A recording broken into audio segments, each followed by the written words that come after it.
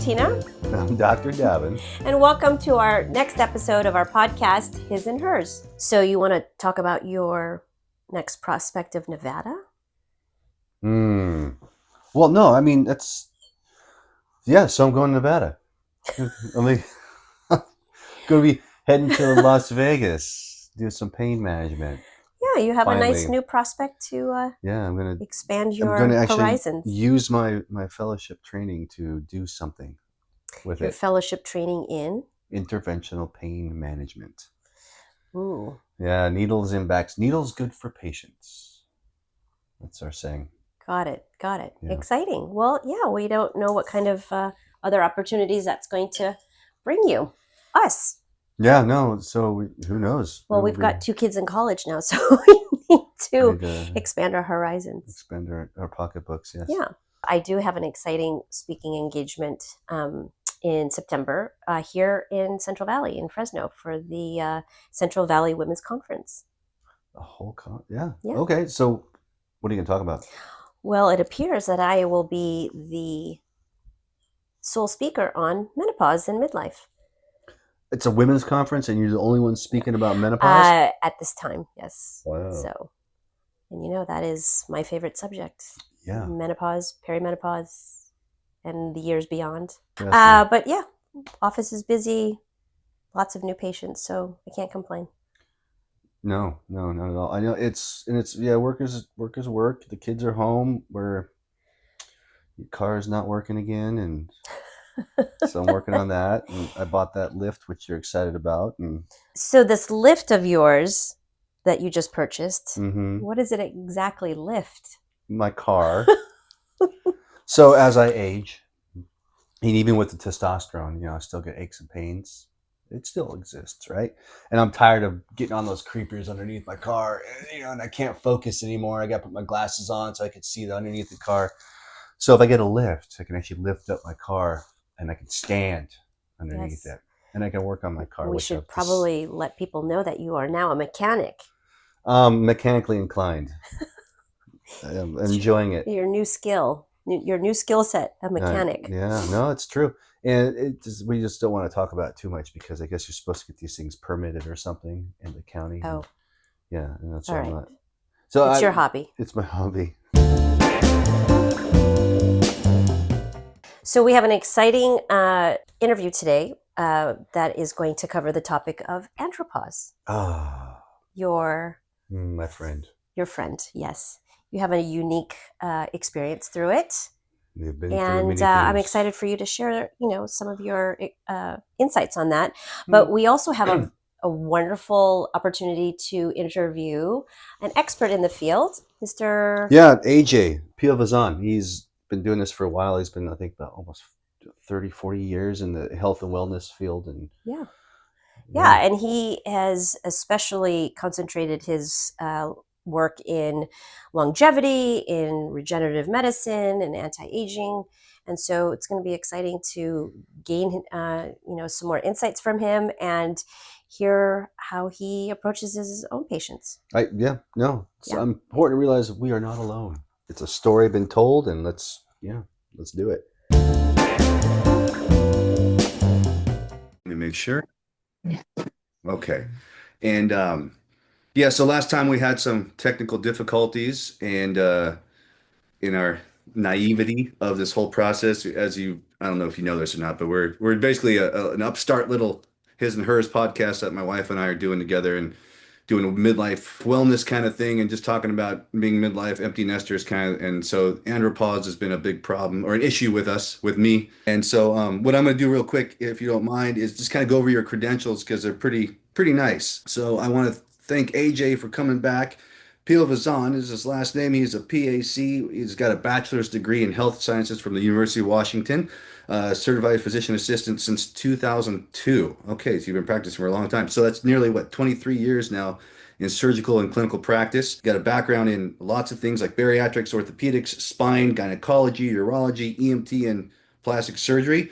The former clinical director of regenerative medicine at Seminole Integrative Medicine, and now the owner of Functional Health Solutions LLC. You like to focus on bioidentical hormone therapy for both men and women, and peptide therapy, regenerative medicine, PRP, stem cells, weight loss, IV therapy, fitness, and nutrition counseling. And you have those professional memberships in the American Academy of Anti-Aging Medicine, International Peptide Society, the Clinical Peptide Society, and your clinical philosophy, excuse me, is basically what I ascribe to as well, but focusing on helping the body restore and optimize itself through hormones, peptides, nutrition, and lifestyle changes. Did I miss anything? No, that's a mouthful.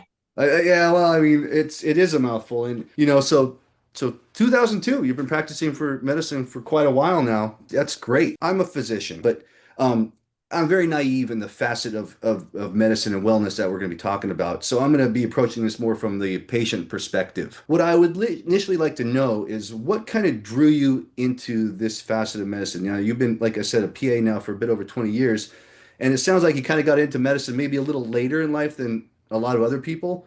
What drew you into that ultimately, and then what do you actually practice now, and specifically andropause? That's kind of what we're focusing on. But what really drew you into this aspect of wellness and medicine and treatment? Sure. Clinically speaking, I obviously took traditional training, did the, extra courses to be able to maintain my certification for the last 23 years.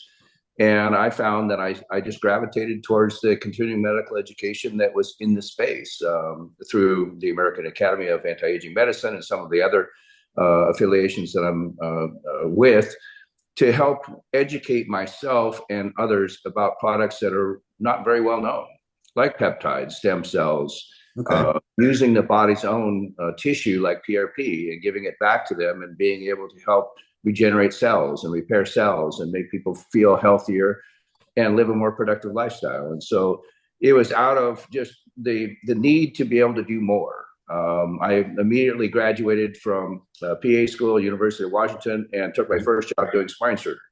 And so bottom line is I went directly into the lion's den and said, I'm going to go to the top of the food chain and start cutting people up. Right. Well, I found that a majority of those back pain patients didn't need surgery. They just needed to be able to figure out how to move their body in ways that didn't compromise it and support it. And so I started training. My first training facility was Synergetics in California, Okay. as well as the CME that I have to get every year as a PA, 50 hours a year. So if you take that times 23 years, that's a lot of hours. Right. I And get it. so the key to success is knowing that if you have to get something done, why not do something interesting? And so I took the courses, learned about it. And then, of course, I went through andropause or male menopause at age 40. So I wasn't in the mix too long before I felt some of the symptoms that I'm sure you'll describe to our listeners as far as what andropause is and how you feel or how your body changes without your really doing anything any differently other than getting older. And then I found that being treated, I wasn't being treated well. Mm. I was given synthetic hormones. They weren't tracking the other hormones that are involved in the whole process of andropause, like estrogens, thyroid function, insulin, which are all hormones that are very important to understand. Yeah. And the key is that if you mess with one, you mess with all, Yeah. Yeah. because they're all interconnected. We're not just different parts. We're a part of a whole. No. And so you have to really understand how each of that mixes together. And if you affect one, you affect them all. And so getting that, what I call the recipe proper to the individual to make them feel the best, because you're trying to reintroduce what their body can't produce naturally. Yeah, no, I mean, that makes complete sense. And that was kind of leading into one of my next questions is like, so is this something you experienced as well? You said you experienced andropause at 40. Now that's, I mean, I would consider that kind of early. How did you know you were experiencing it? What, if you don't mind sharing what you were experiencing? And then Sure. did you And, go? and I often counsel patients who did the exact same thing I did at early age. I thought I knew better as a personal trainer and a health coach at age 17. Okay. And I obviously experimented with steroids. And by doing it improperly and not understanding how it could affect me in later years, I went through male menopause early because of my steroids that I used for 2 to 3 years in my late teens to early 20s. I see. And it basically shut down my innate production of testosterone and created a bunch of side effects that I could not resolve. And no Right. matter what I did to try and jumpstart my own system, I could not get my levels up to a level that I felt good at. And so I've been, using testosterone replacement therapy for, like I said, the last 21 years. Right. And, I wouldn't go without it because it's made me better. It helps with cognitive function, not just physical ability. And it also helps people to maintain their own personalities. Roid rage and things like that are misnomers, and those are extremes. And so it doesn't cause cancer. And so some of the shock analysis that people want to give, oh, don't use hormones, you're going to get blood clots, or you're going to Right. get cancer or something like that. That's not true. I mean, if that hormones cause those conditions, why doesn't every 20 something who has super high levels of testosterone and estrogen in women not have cancer? Right. No, it's very protective. As we were finding out, there's that whole initiative for the women, the WHI, which kind of basically, Oh, that was ridiculous. Yeah. oh, they just destroyed two, three generations of women, and they're still paying the price, unfortunately, because a lot of practitioners like myself were trained with that knowledge, and my wife as well. I mean, she was with, yes, and so she's changing, and we're all changing and trying to get the word out. So that sounds like what you're doing as well.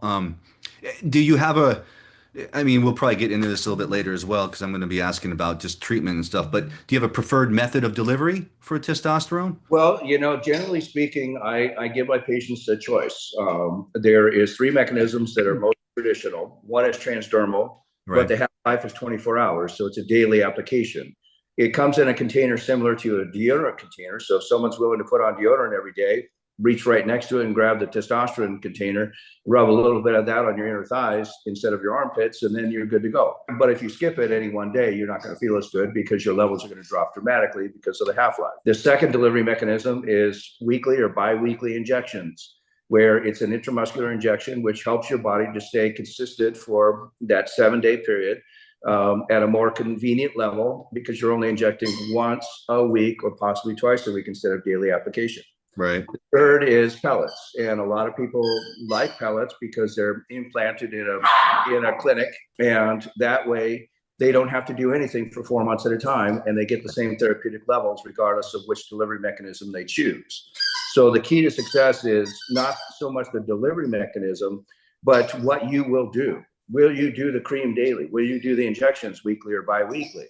Or Right. do you want to just say, no, I'm one and done every 4 months? And so I don't use oral steroid products or testosterone replacement therapy because it's just not safe at this point because of the liver metabolism going through the gut mucosa. So I don't really recommend any oral versions unless it's a troche.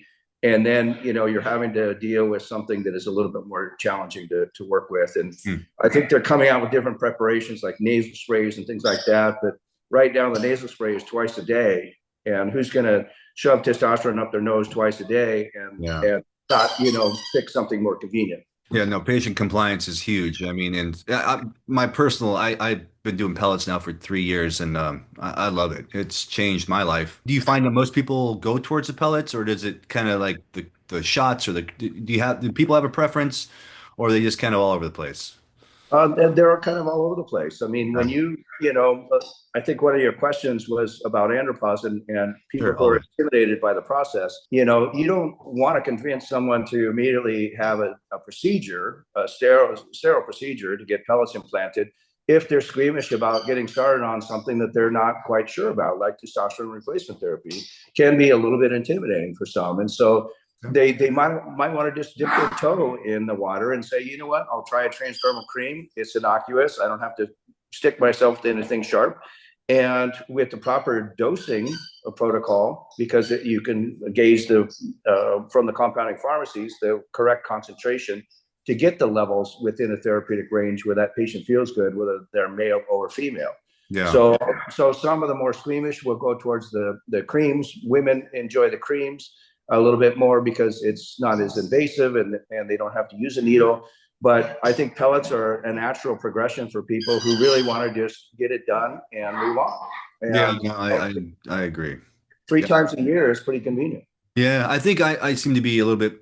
I get about 1,800 milligrams every 3 to 4 months. I find that around that 3 month, I notice. I did a lot of working out It doesn't look like it right now, but I just kind of I seem to eat it up a little faster and use it a little faster.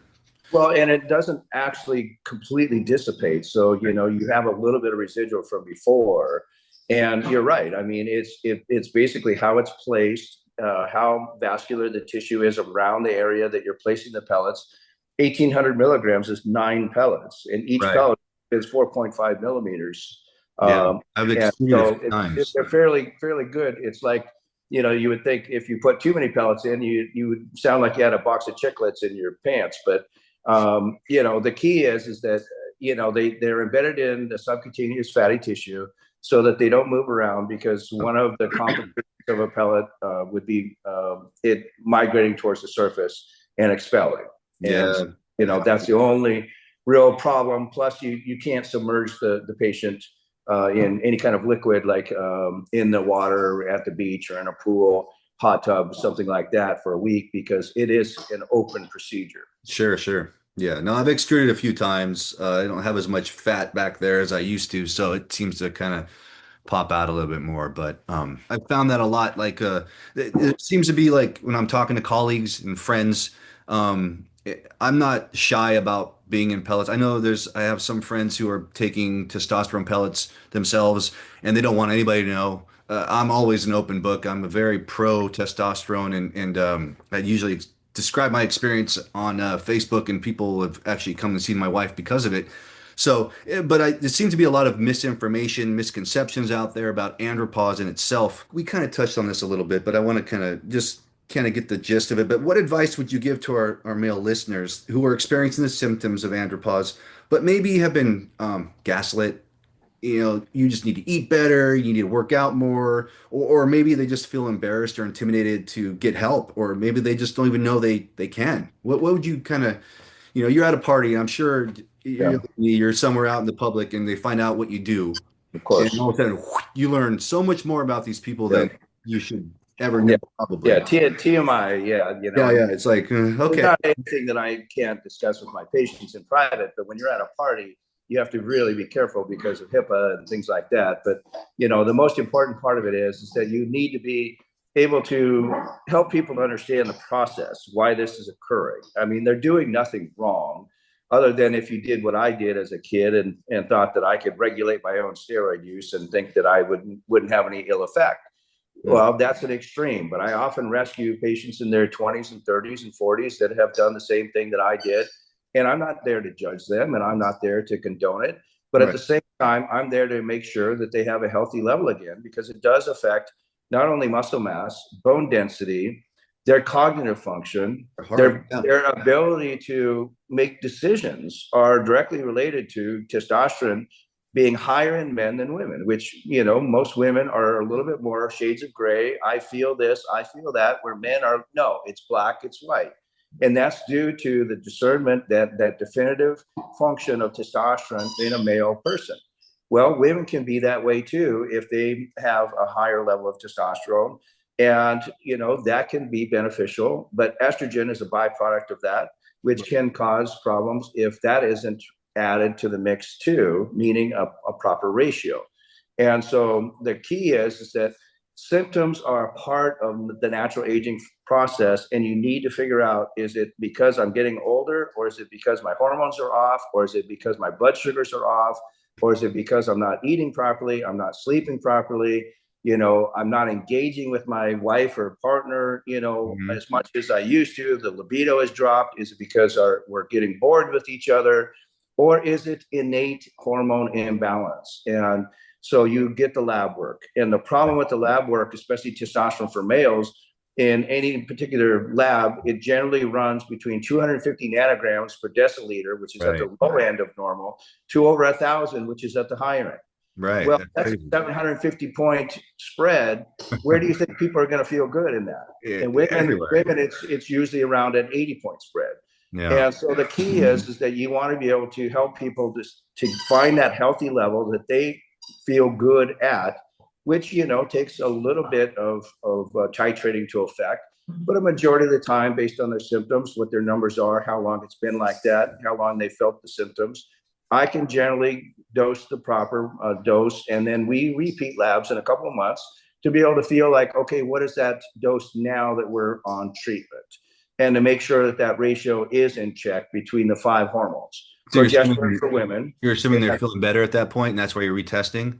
Well, not only that, but what are the levels and how is it affecting other areas of the body that we're not treating, like estrogen in men? We don't give estrogen to men, but it's a byproduct of testosterone metabolism. So if we don't gauge that, estrogen dominance can occur in men, which creates more fatty deposits, more emotional issues. And roid rage actually comes from an overabundance of estrogen in men, not a high level only of testosterone. No, that's interesting. And so you have to find the ratio there. Women have progesterone to think about too, which is the feel good, relaxing hormone. So how do you stop that aromatization? You give them dim? Correct. Yeah. And so we have to gauge all that and make sure that it's in a proper way so that you're not creating more symptoms. And of course, the thyroid is affected by those hormones too, your metabolism, your hair, skin, and nail growth, your temperature regulation are all a part of your thyroid. And that can be affected by the other hormones that we're replacing or that we're concerned about. And then, of course, insulin is a hormone, and blood sugar dysregulation or metabolic syndrome is a very common effect of part of the aging process. But is that part of the hormonal imbalance? And so insulin resistance is. And so the key is putting together all of the necessary components and creating a whole program for someone so that you're just not messing with this and then you have side effects there and then you have side effects here. And the most important part is to be able to give people the opportunity of getting that ratio to a level that they feel good at. And so I generally prescribe for 90-day periods, and then at the 60-day period, check the labs to make sure we're going down the right road. But of course, the patient information is the most critical. Right. That unless they're feeling better, we're not doing our jobs. The patient, I'm assuming that you have they fill out something when they first come in. Okay, so they basically decided, you know what, something's up. I heard my friend gets testosterone from AJ, or he gets treated over there at this place, and I'm gonna go see him. So they come in, I guess they fill out, I would imagine, some kind of questionnaire. A lengthy questionnaire, yes. Yeah, they rank everything. Takes about 30 minutes and it's all electronic. So all of my clinics, including my telemedicine that I developed during COVID, is all about electronic medical record systems that are HIPAA compliant so that we can make sure we can keep tabs on people, especially here in Florida. People are transient. They may live in Florida only 3 months or 4 months out of the year and then take the rest of the year and live in Michigan or some other country even. So we need to be able to help these patients stay on board and keep track of them electronically. So a good electronic medical record system that travels with the patient and can always be accessed 24/7 is critical. And that's going to help guide us. And then, of course, the patient interview is critical because you can't always get what you need directly from the patient by checking boxes. You need to be able to really understand what they're going through emotionally, mentally, physically, and how that's changed their life and over what time period. The labs are data. Data is very important because it's raw, but it's still directed towards what we're trying to accomplish, and that is figure out what's going on the inside that we can't measure without some blood work. So I've found kind of interesting is my wife in her practice, a lot of times guys will come in because their wives are like, my husband needs to see you.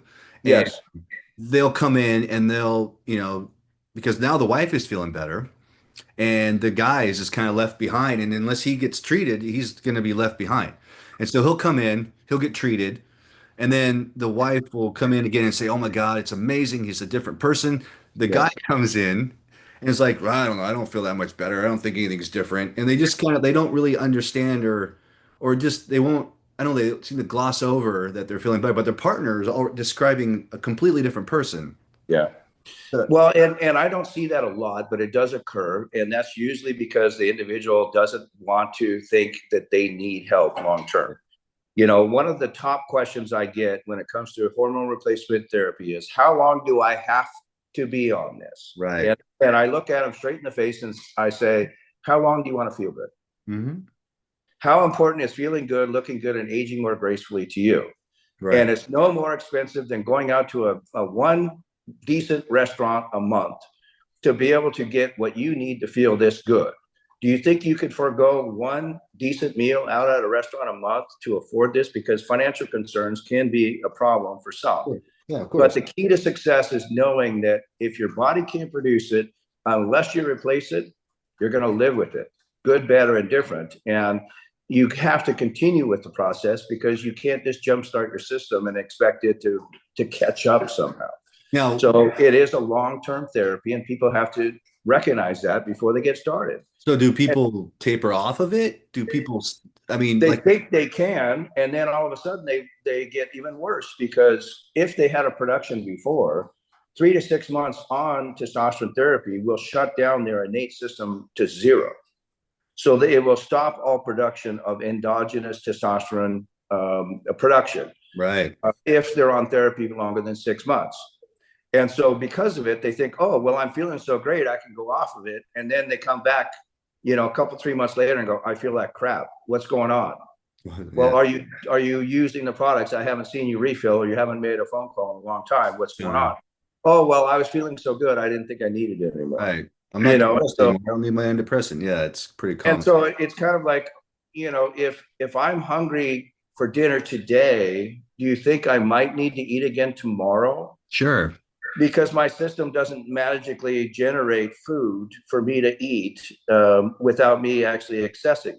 Mm-hmm. So your hormones are no different. It doesn't automatically produce something out of nowhere to satisfy your needs unless you're using a product that has been properly prescribed to you. And So, that's the only caveat is it properly diagnosed and prescribed to you? Because there's a lot of doc in the boxes out there that think, oh, well, this is a cash pay business, so I'm going to make money and I'm going to open up a pellet clinic. I yeah. don't understand what I'm doing, but I'm going to start implanting pellets because that's the highest food chain as far as the most profitable of the Sure. three delivery mechanisms. Mm-hmm. And then they're putting in pellets, and people are, getting all kinds of wound infections, and their testosterone levels and estrogen levels are all out of whack, and they're feeling like crap, and they go, oh, this is horrible. Well, don't blame the person, wanting help. Blame the person who doesn't know what they're doing. Yeah, no, I get it. For me personally, I was just I had brain fog. I mean, I'm an anesthesiologist and I was just dozing off all the time, like just it just had brain fog. I was working, my workouts were just crap. I was not recovering well. The bedroom, I mean, I have no problem talking about this. It was non-existent. And it was causing problems. It was causing problems. But I was always being told, and my wife will admit to this all the time, that basically you just got to work out more. You gotta eat better. You're not eating well. You're just eating too much sugar. You're doing this. I'm like, honey, so we had a friend who was into pellet therapy. He did them himself, he puts pellets in people. He's a good friend of ours. And so I was just like, I'm going. I made an appointment, didn't tell her. I said, I'm going to go see him. And she put him in. He put him in for me. And the next day, I swear to God, the next day, I was just like, this is great. Oh my gosh. And then she thinks it took about a week, but I was just feeling better the next day. So she's come around 180 degrees now. She believes in it. She's a big proponent of it. But that was my own personal experience. I can't imagine it's unique that guys will just have this, hey, your testosterone's normal, like we were discussing, 250 up to 900. Yeah, you're 500 and it's normal. It's okay. It's just part of aging. Don't worry about it. But yet I felt like crap. I mean, it's like, why do I have to feel like this? And so the testosterone has been, we always have a thing. We cheers, testosterone for the win, clink. And that's just our little thing together. Because it really has changed everything for me.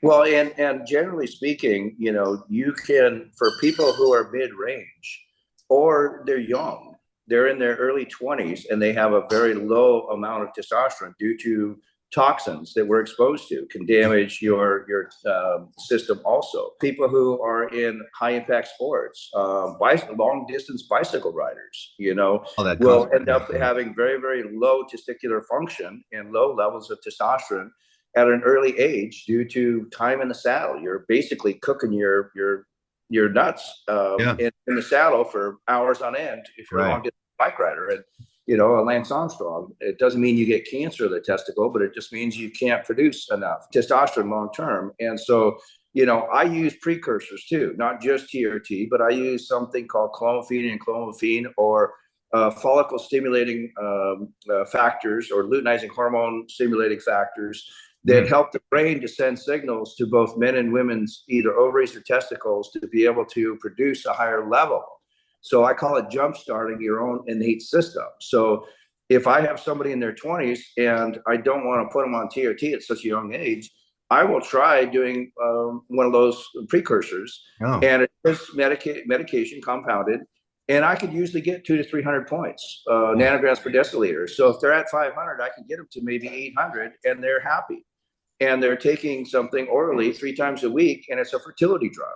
Yeah. Also, and that's one thing I want to caution is when you start testosterone therapy, if you're still fertile, it can lower sperm count in men.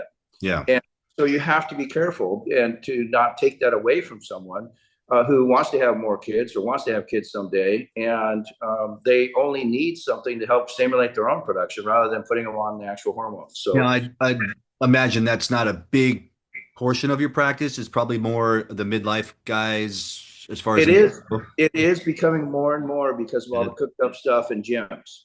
Okay. I'm getting more and more cardiologists sending me patients. Cardiologists sending me 20-something-year-olds who have had their first heart attack from using up cooked up steroids in the gym. Yeah. And so they send them to me because they know that I'm going to help them. They know that I'm not just going to dope them up and make their system, that much more damaged. That I'm going to try and repair as much as I can because these kids are pretty resilient. And I'm going to help protect their vascular system, using vasodilators and things to help improve circulation and lower their cholesterol levels to a healthy level, but more importantly, help them to metabolize cholesterol better. Yeah. And make it so that they don't have all of the potential issues cardiovascular wise. Those are a specific group. And then also, get a lot of patients who, unfortunately, the younger generation, late 30s, people are starting to get a decline in hormone function. And like I said, it's from our frankenfoods that we're manufacturing. It's causing toxins. Plastics are endocrine disruptors, and we all know affects many different hormone systems in our body. And who doesn't? You're in California, I'm in Florida. Who doesn't drink out of plastic bottles? Yeah, no, I get it. We're getting rid of all our plastic in our house, all the containers to glass, and we're cutting boards especially, and we're doing a lot of those changes now. I mean, it's already had the damage, but you can't. It's no better time to start than today. So, yeah, no, it's interesting that everything seems to be getting younger. I mean, even menarche is starting younger, and everything just seems to be changing. Yeah, because the high estrogen levels in young ladies nowadays because of the high estrogen content in milk products. Right. How do you get a cow to lactate 24/7? You either have to inject them with high doses of estrogen or keep them pregnant. Either way, you're getting that in the breast milk of the cow. I am not a milk drinker. I will have some ice cream every now and then, but I don't drink milk because to me it's pollution. Because you're drinking what the body is producing in that cow goes directly into the mammary glands, and that you're consuming it, and that you're consuming the steroids that animal's given, the antibiotics the animal's given, the hormones or the pregnancy hormones that are high in that patient or excuse me in that cow to be able to maintain lactating its entire life. You're living the life. You're basically practicing what you preach. Well, I'm not so strict about everything, but at the same time, I try to avoid a lot of the major toxins. Like I don't drink out of plastic bottles. I have a very high top end filtration system in my home. Gotcha. Because Florida water is not that great, but they are taking the fluoride out, so that's good. But the most important part is that if we don't have to purchase the plastic in the first place, then we're making a good stand. Yeah. And so if you can drink out of other containers and have filtered water in your home, that is the way to go, I think, in the long run, because it's being more practical about it. Yeah. But I think that the key to success is know what's in your food, know what the animals were treated like before you consume their products, whether it's eggs from chickens, pick free range, not cage free, not organic, but actual free range, because those chickens are actually outside, not in a warehouse, not in a floor, not in a cage. and they're treated better, and they're eating actual things that an animal, chicken, should be eating. And so you're not eating the byproducts of what that chicken is eating, if it's a natural, free range chicken. Sure, sure. So that's the other thing. Look at how big chicken breasts get because of all the hormones and antibiotics they give the chickens to make them grow faster. Well, Costco's got to sell chickens. And so the key is that we saw what happened when a bad bug gets into the chicken population and egg prices go to $12 a dozen. Right, right. But I think let's be responsible to our animals. And I'm not a PETA person. I think we should be ethical to the treatment of animals, but at the same time, I like my steak, I like my chicken. I eat fish.